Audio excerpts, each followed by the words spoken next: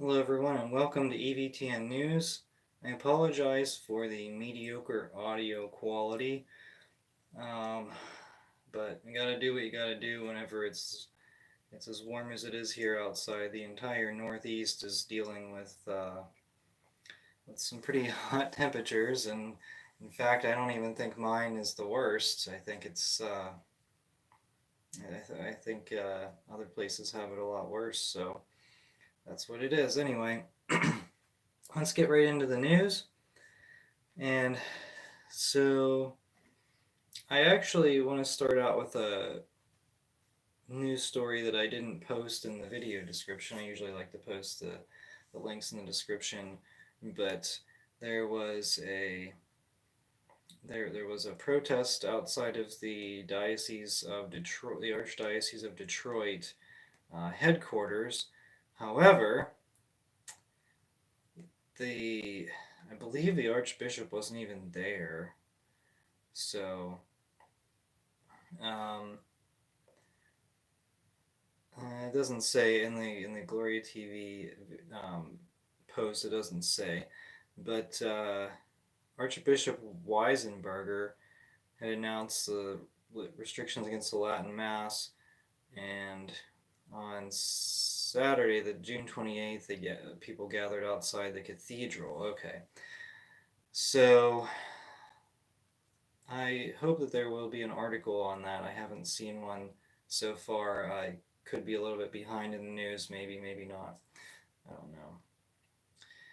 But let's get back to the news that I do have on this week's news summary.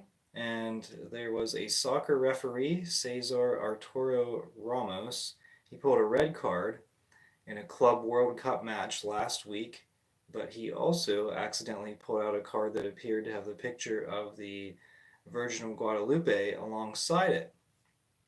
Ramos quickly pulled the card with the religious figure down with one of his fingers before grabbing it with the other hand and putting it in his pocket, but not before the moment was captured on camera. So that's pretty neat that, I mean, in the midst of a sporting event, in the midst of a sporting event, the soccer referee accidentally pulls out a religious card. That's interesting, but very neat to see. Even if it was an error, um, that was very interesting, and I'm glad that glad that he was carrying a holy card and he could become a witness. So the okay, a diocesan traditional Latin Mass has been held for 13 years in the Diocese of Tulsa, Oklahoma, and it is to be suppressed by July, according to parishioners.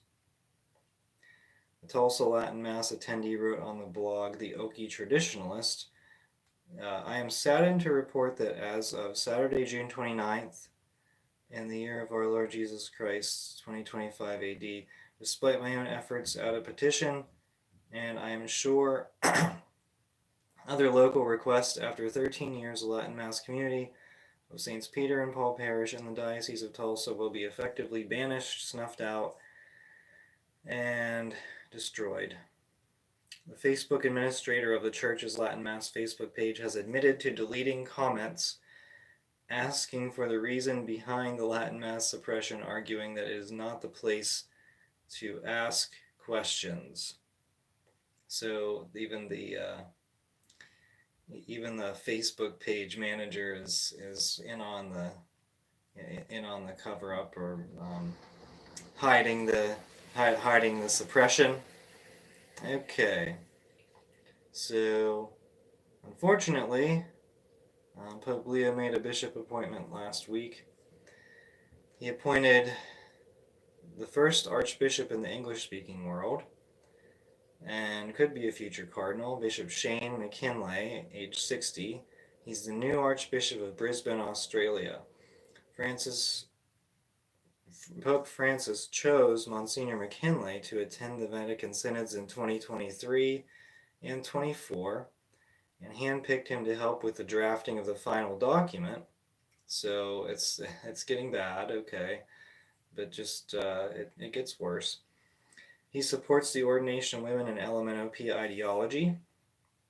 In October 2023, McKinley told the National Catholic Distorter that he is glad about the discussions on invalid ordination of women.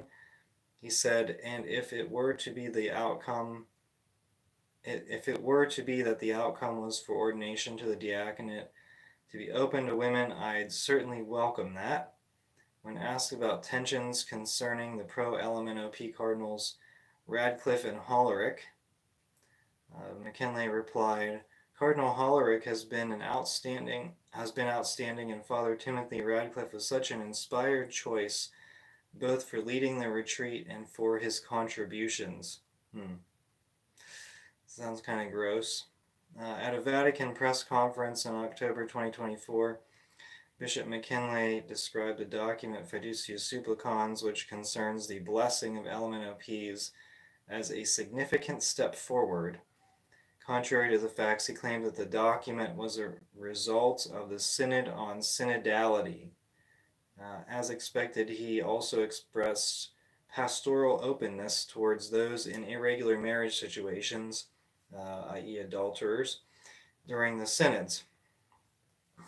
From April to June, McKinley's cathedral featured a pagan statue, what's called a Transcendence exhibition at Bendigo Cathedral, that featured a Hindu deity. So there's a Hindu idol in his previous cathedral.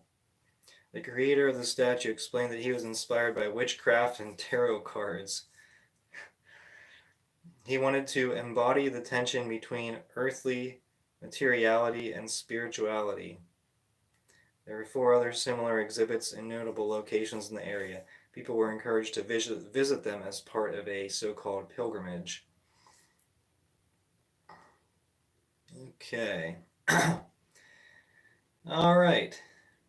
In the last 2.5 years, oh yes, okay, so this is news coming from Pittsburgh, and someone was writing to Rarate Chaley, and here's what it said.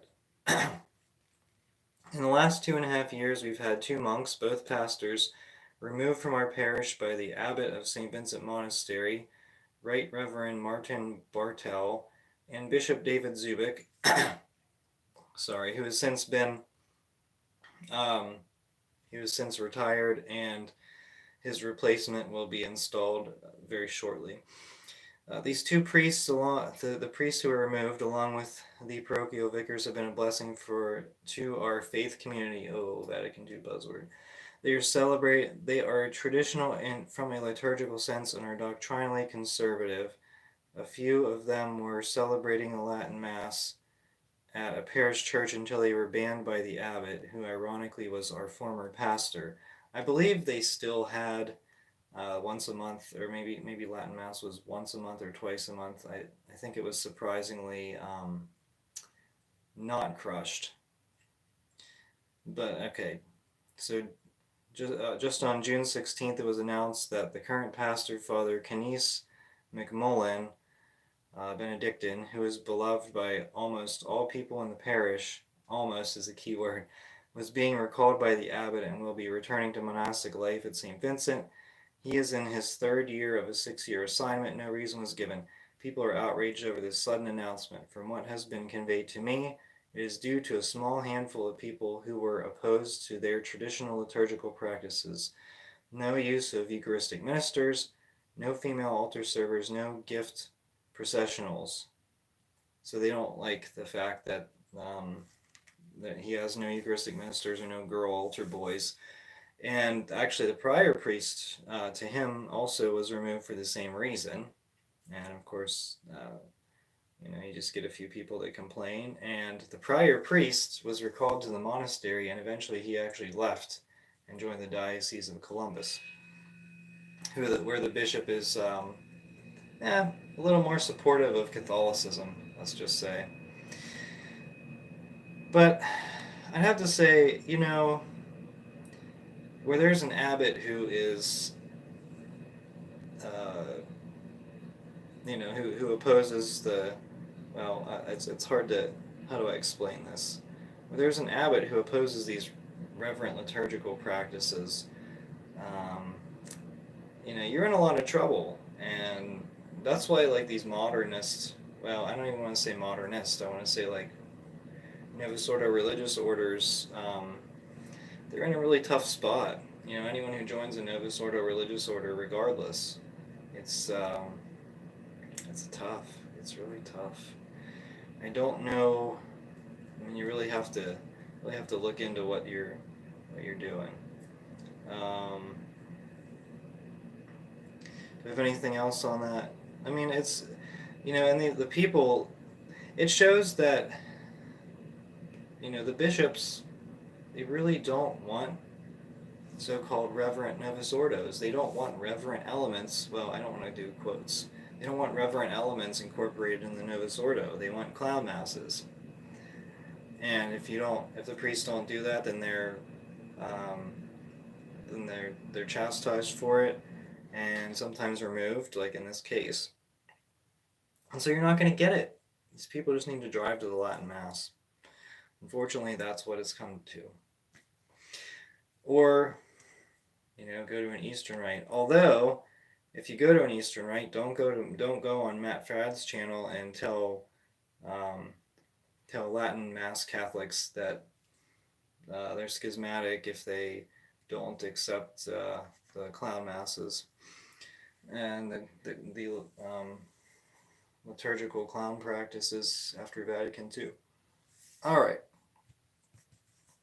Going back to the National Catholic Distorter, Heidi Schlump, the editor, was let go by the Distorter for financial reasons. She was very supportive of heresy, women deacons, that sort of thing. The National Catholic Distorter, that's why it got its name, because it distorts Catholicism, not promotes it. So the Distorter, they're saving some money. She made $110,000 in 2023 to peddle heresy, when their revenue had dropped from $7.2 million to $3.6 million. So they must be in kind of bad shape financially, because $110 million is just kind of snap of your fingers. Or 110,000, sorry, 110,000. I'm thinking of sports contracts. But yeah, I mean, if you're making 110,000 to be the editor of the National Catholic Distorter, I just and they're not getting government money. Where are they getting their money? Is it from private donors? Maybe. It's like wealthy communists, probably. Or it's possible that they're getting some money from dioceses, but there's not really any way to tell. You have to get into financial statements, and even then, it's not necessarily going to have all that information contained. So, okay, well, this has been one of the hottest weeks. Well, the hottest week so far, and it's only going to get warmer for the next several days, and then I hope that it cools off, and maybe I'll be back to my normal spot very shortly. So let's just hope that happens. Is there a reasonable hope? Well, it can't be this hot forever, so I don't know. Hopefully let's say there is a reasonable hope that I'll be back in my normal spot next week. And I hope that the echo in this room was not too bad, but got to do what you got to do. Got to make things work. So, all right, this has been EVTN News. Thank you so much for watching. Until next time, we are the laity, and we will not be silent.